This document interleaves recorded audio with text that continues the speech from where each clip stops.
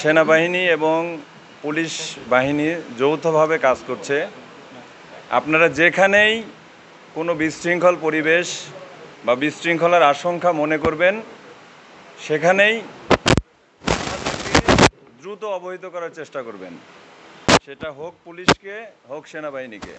আমরা চেষ্টা করব অতি দ্রুত আপনাদের অবস্থানে পৌঁছে সমস্যা সমাধান করার জন্য। সবচেয়ে বড় জিনিস হচ্ছে একে অপরের সহযোগিতা। আপনারা আমাদের সহযোগিতা করবেন, আমরা আপনাদের সহযোগিতার মাধ্যমে এই যে বড় একটা ধর্মীয় উৎসব, এটা যেন সুষ্ঠুভাবে সম্পন্ন করতে পারি, এই আশা ব্যক্ত করে আমি আমার সংক্ষিপ্ত বক্তব্য এখানেই শেষ করছি। আসসালামু আলাইকুম। এটা করে আসছেন, এবারও করবেন। আর সিসি ক্যামেরার কথা বললেন, আমি বর্তমান যে এসিলিয়ান দায়িত্বে আছে উনি বললেও যে খুব সংক্ষিপ্ত সময়ের মধ্যে আপনাদের কাছে সরবরাহ করা হবে। এ নিয়ে উদ্বিগ্ন হওয়ার কিছু নেই। কিন্তু সর্বোপরি আজকে গতকাল যখন আমি গেছি অনেক মন্দিরে, দেখলাম যে আসলে কেউ ছিল না। দু এক জায়গায় ছিল, কিন্তু অনেক জায়গায় ছিল না। তখন আসলে এত বড় একটা উৎসব, সন্ধ্যার পরে সবাই মন্দিরের কাছাকাছি থাকবে, দেখতেও ভালো লাগে, একটা উৎসব মুখর পরিবেশ থাকবে, একটা উৎসব মুখর পরিবেশ বিরাজ করুক, আমরা এটা চাই। ঠিক আছে, সকল ধর্ম মিলিয়ে একটা উৎসব হোক, আপনাদের উৎসবটা সবাই পালন করুক, সমস্যা নেই, আপনারাই নাই। এখন এই মুহূর্তে যদি কিছু একটা, উনি যে বললো একটা কুকুর, একটা পাগল, যে কোনো কিছু একটা ভেঙে ফেললে দেখবেন যে এটা গুজব আকারে এখানে আর থাকবে না, এটা সারা বাংলাদেশে ছড়িয়ে পড়বে। আমরা চাই না এই যে কোনো অপ্রীতিকর করলে কিন্তু সবসময় চলে আসতেছে। তাহলে আপনারা কোনো হেজিটেট করবেন না যে পুলিশ দুর্বল হয়ে গেছে। আসলে কেউ দুর্বল হয় নাই, আমাদের সাথে আপনারা আছেন, সেনাবাহিনী আছে, সবাই আছে।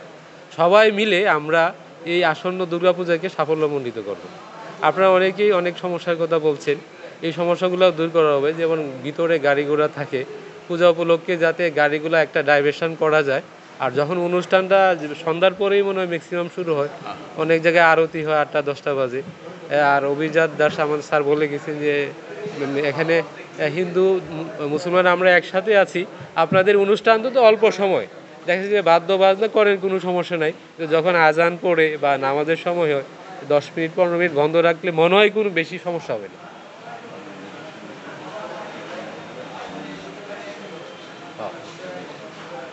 আর প্রত্যেকটা দেশেরই কিন্তু একটা নিজস্ব সংস্কৃতি আছে। দুর্গাপূজারও আগে কিন্তু দেশীয় গান প্রচলন ছিল, দেশীয় কিন্তু অনেক সুন্দর সুন্দর গান আছে।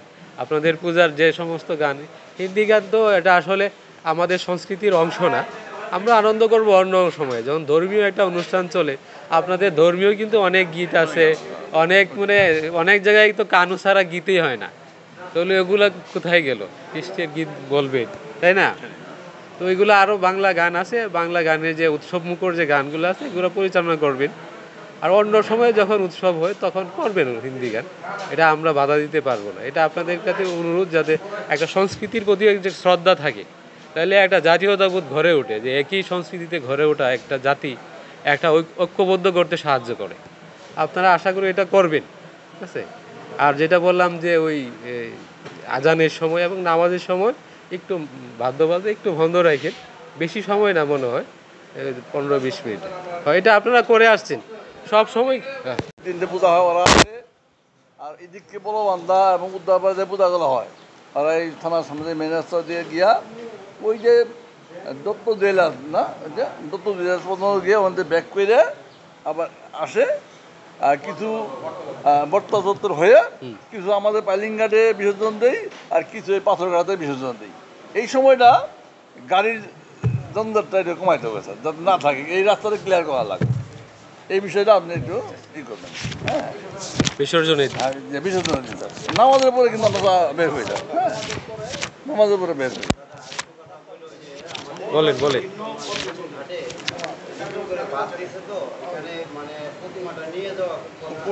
ওরা ইউনো স্যার যায় দেখিয়ে ব্যবস্থা নিয়েছে, সারা ওটা যায় দেখিয়ে ব্যবস্থা নিয়েছে। 3 দিনই হয়ে যায়, ষষ্ঠী সপ্তমী 3 দিন, অষ্টমী নবমী দশমী। তো এর ভিতরে কুমারী পূজাটা গুরুত্বপূর্ণ, আপনাদের জানি। কুমারী পূজা আমরা করি না। কোনটা এটা? গিলাবাড়ি, গোটাইল। গতবার দিয়েছিল না?